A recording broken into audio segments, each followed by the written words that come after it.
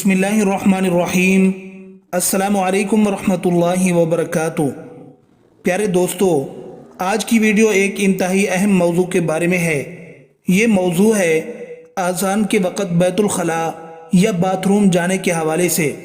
اکثر لوگوں کے ذہن میں یہ سوال کھٹکتا ہے کہ آیا اذان ہو رہی ہو تو باتھ روم جانا چاہیے یا نہیں، یا کوئی بندہ اگر باتھ روم میں ہو اور اذان شروع ہو جائے تو کیا کرنا چاہیے۔ لوگ پوچھتے ہیں کہ اذان کے وقت باتھ روم میں جانے والے شخص کے ساتھ کیا ہوتا ہے۔ آج ویڈیو میں ہم اپنے ناظرین کو اس سوال کے بارے میں تفصیل سے بتائیں گے کہ اذان کے وقت باتھ روم جانا کیسا ہے، اس بارے میں شرعی حکم کیا ہے۔ ویڈیو انتہائی اہم ہے، لہٰذا ویڈیو کو آپ نے سکپ نہیں کرنا اور آخر تک لازمی دیکھنا ہے، اور درود پاک کی برکت والی دعا میں شامل ہونے کے لیے چینل کو سبسکرائب اور لائک کر کے اپنا نام کمنٹ سیکشن میں ضرور لکھیں تاکہ برکت والی دعا میں آپ بھی شامل ہو جائیں۔ پیارے دوستو، ہم آپ کو یہ بھی بتائیں گے کہ اذان کے وقت بیت الخلاء جانا کیسا ہے، لیکن اس سے پہلے آپ کو اذان سننے کی تاکید اور اس پر ملنے والے ثواب کے بارے میں بتاتے ہیں۔ حضرت ابو ہریرہ رضی اللہ عنہ کہتے ہیں کہ میں نے رسول اکرم صلی اللہ علیہ وآلہ وسلم کو فرماتے ہوئے سنا، مؤذن کی آواز جہاں تک پہنچتی ہے اس کی مغفرت کر دی جاتی ہے، اور ہر خشک و تر اس کے لیے مغفرت طلب کرتا ہے، اور اذان سن کر نماز میں حاضر ہونے والے کے لیے 25 نیکیاں لکھی جاتی ہیں، اور 2 نمازوں کے درمیان کے گناہ بخش دیے جاتے ہیں۔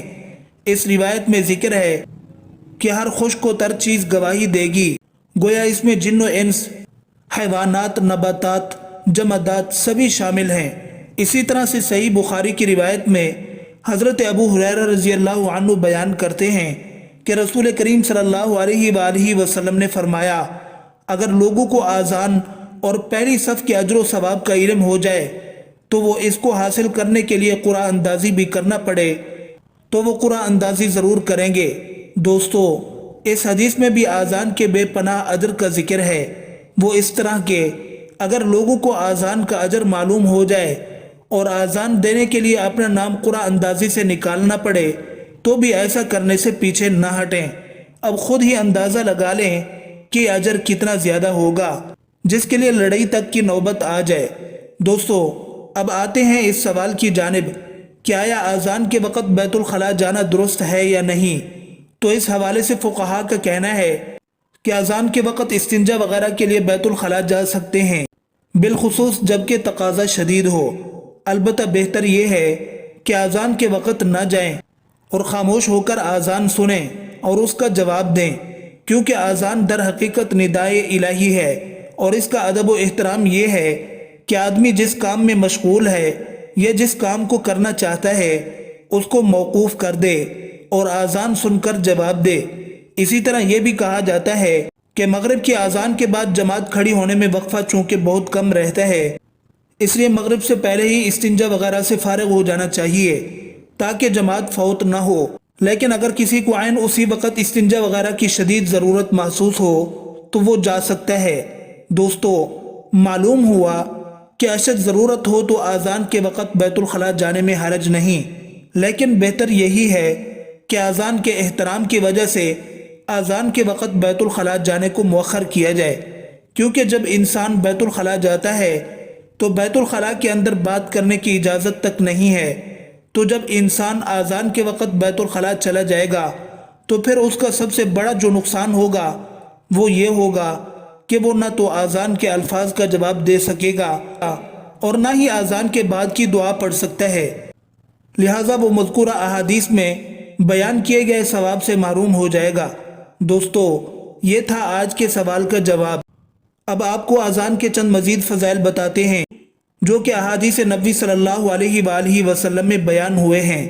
اس حوالے سے ایک روایت میں حضرت میمونہ رضی اللہ عنہا کہتی ہیں کہ ایک دن نبی کریم صلی اللہ علیہ وآلہ وسلم مردوں اور عورتوں کی صفوں کے درمیان کھڑے ہو گئے اور کہا، اے عورتوں کی جماعت، جب تم اس حبشی کی اذان اور اقامت سنو تو تم بھی اسی طرح کہنا، کیونکہ ہر لفظ کے بدلے تمہارے ہزار درجے بلند کیے جائیں گے۔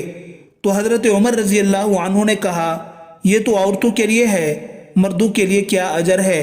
نبی کریم صلی اللہ علیہ وآلہ وسلم نے فرمایا دگنا اجر ہے اے عمر۔ پھر آپ صلی اللہ علیہ وآلہ وسلم عورتوں کی طرف متوجہ ہوئے اور فرمایا اگر کوئی عورت اپنے شوہر کی اطاعت کرتی ہے، اس کا حق ادا کرتی ہے، اس کی اچھائی بیان کرتی ہے اور اپنے نفس اور اس کے مال میں خیانت نہیں کرتی تو جنت میں اس کے اور شہداء کے درمیان صرف ایک درجے کا فرق ہوگا۔ اگر اس کا شوہر مومن اچھے اخلاق والا ہوگا تو وہ جنت میں بھی اس کا شوہر ہوگا، ورنہ اللہ تعالیٰ اس کا نکاح شہداء میں سے کسی سے کرا دے گا۔ سبحان اللہ! کتنی بڑی فضیلت ہے اذان سننے اور اس کا جواب دینے کی، اور اذان کا جواب دینے کے حوالے سے کئی احادیث میں تاکید بھی ملتی ہے، اور ساتھ میں یہ تعلیم بھی دی گئی ہے کہ اذان کا جواب کیسے عرض کیا جائے۔ اس حوالے سے آپ کو ایک اور حدیث بتاتے ہیں کہ جس میں وہ خاص کلمات بتلائے گئے ہیں کہ جن کے پڑھنے سے اللہ تعالیٰ بندے کے تمام گناہ معاف فرما دیتا ہے۔ اس حوالے سے مسلم شریف کی ایک روایت ہے کہ مؤذن کی اذان سن کر جو شخص یہ کلمات پڑھے گا اس کے گناہوں کی مغفرت ہو جائے گی۔ دعا یہ ہے اشہد ان لا الہ الا اللہ وحدہ لا شریک لہ وان محمدا عبدہ ورسولہ رضیت باللہ ربا وبمحمد رسولا صلی اللہ علیہ وسلم وبالاسلام دینا۔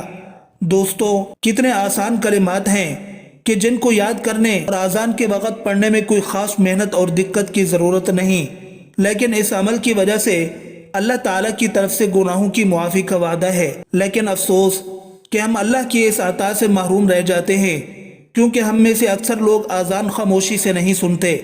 بخاری شریف کی ایک دوسری روایت میں ہے جو شخص یہ دعا پڑھے گا اسے آن حضرت صلی اللہ علیہ وآلہ وسلم کی شفاعت نصیب ہوگی۔